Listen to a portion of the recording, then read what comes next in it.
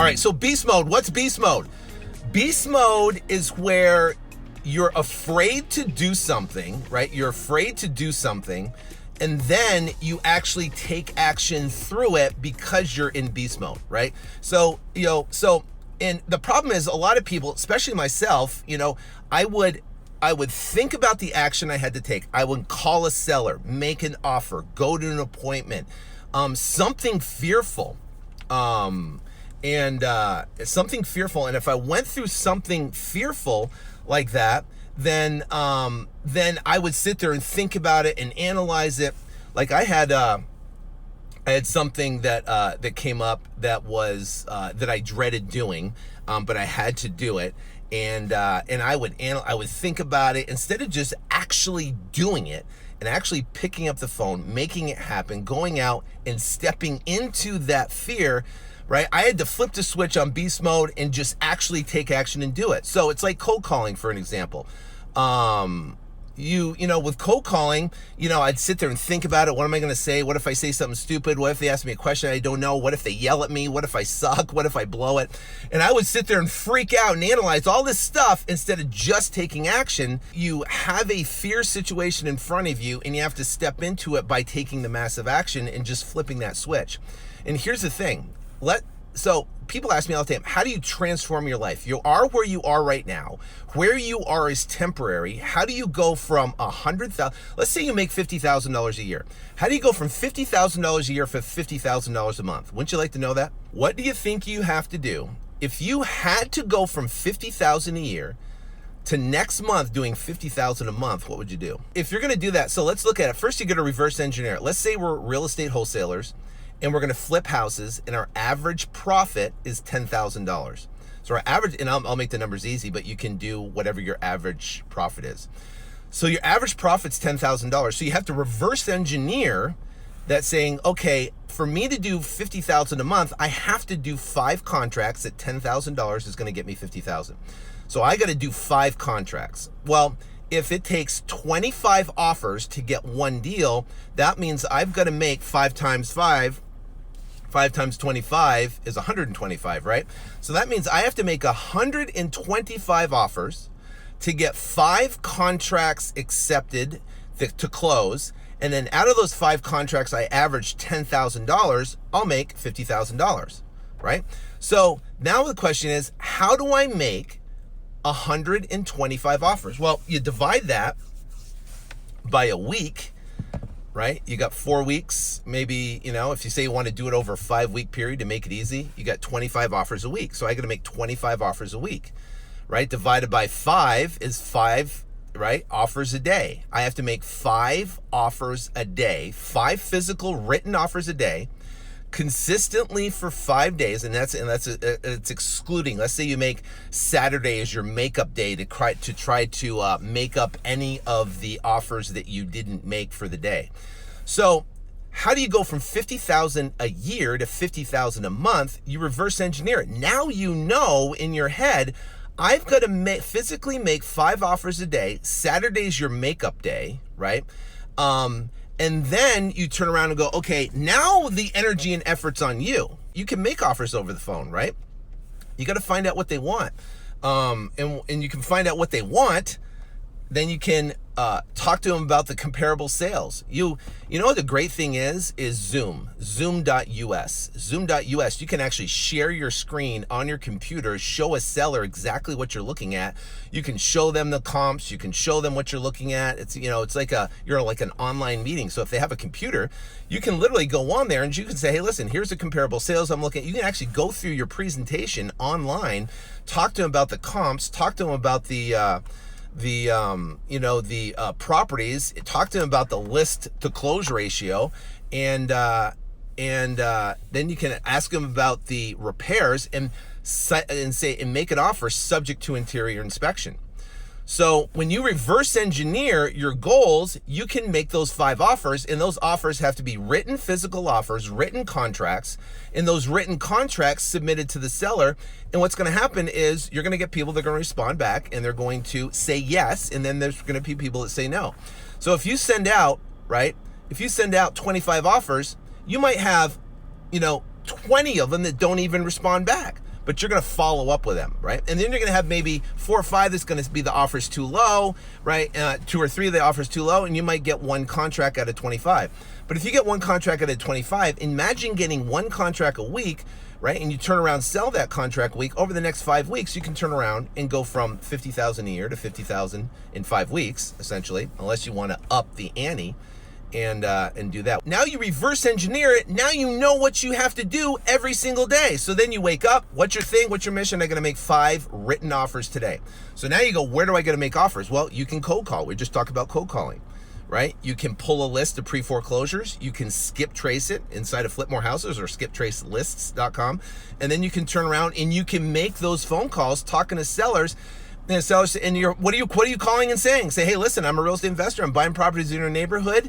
I'd love to submit you a cash offer if you're interested in selling your house here in the next 30, 60, 90 days. And they're going to go, yeah, actually we are considering selling your house in 30, 60, 90 days. Great, I'd love to make you a cash offer.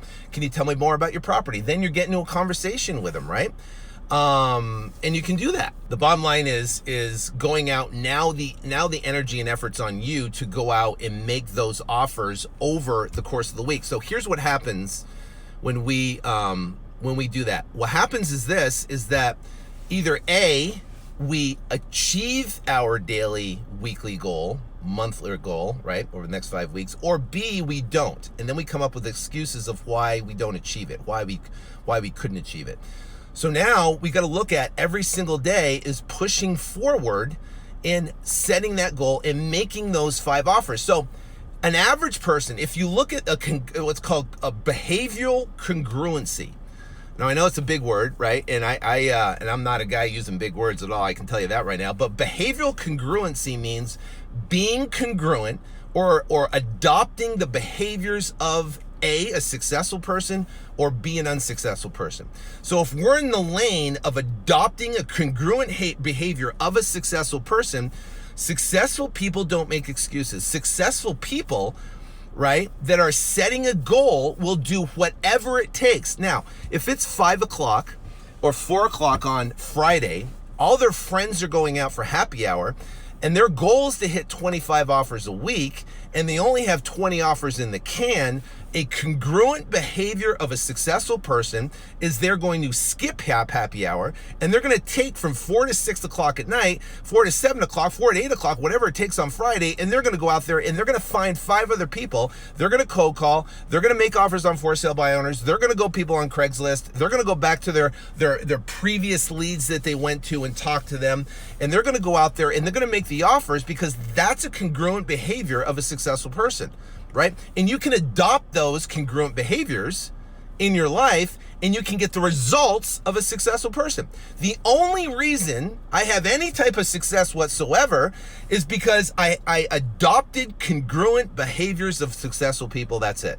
It's not because I'm smart. It's not because I'm great. It's definitely not because I'm good looking. It's definitely because I've adopted congruent behaviors of successful people. So what is a congruent behavior of an unsuccessful person? A congruent behavior of an unsuccessful person is someone that gets on Friday, it's 4 o'clock in the afternoon, they know they have 5 more offers left to close out the week on top of the week, and then they go, well, I'll do it tomorrow.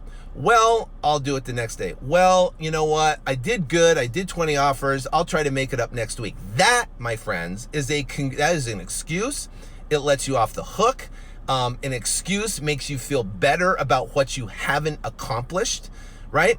And that letting you off the hook, that one thing now trains yourself that I can make an excuse, I can get out of actually living up to the commitments that I made. And because you get yourself out of that commitment, you make yourself feel better. That's a congruent behavior of an unsuccessful person. Now, that's big, right? That's big. So let's say you set the intention right now and you set the goal right now that you're going to go out and you're going to say, no matter what, over the next 5 weeks, I'm going to crush it. And I'm going to go out there and I'm going to make literally 5 offers a day, and I'm going to make 25 offers a week, and I'm going to make 125 offers over the next 5 weeks. You're going to look up from now. It's going to be the hardest thing you've ever done. You're going to have to push yourself. You might have to wake up 2 hours early, right? I get up at 5 o'clock every single morning, right? 5 o'clock, and I go out there and I push it to the next level, and I'm packed. My day is completely packed all day today.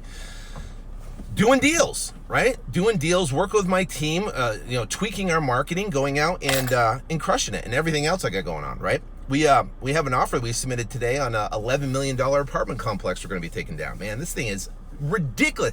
Cash flows over $140,000 year one without even us touching it, right? Those are smoking deals, right? We're constantly underwriting deals. I got another deal in Austin right now we're working on. That's an $18 million deal, right? So, which is, student housing projects. So, hey, again, if you guys have any student housing projects anywhere across the country, DM me, send me the info. I'll definitely look at it because we're buying those like crazy. Anyway, so the bottom line is that you've got to set the goal. I want to make $50,000 a month. You reverse engineer the goal. We essentially set the goal $50,000 a month.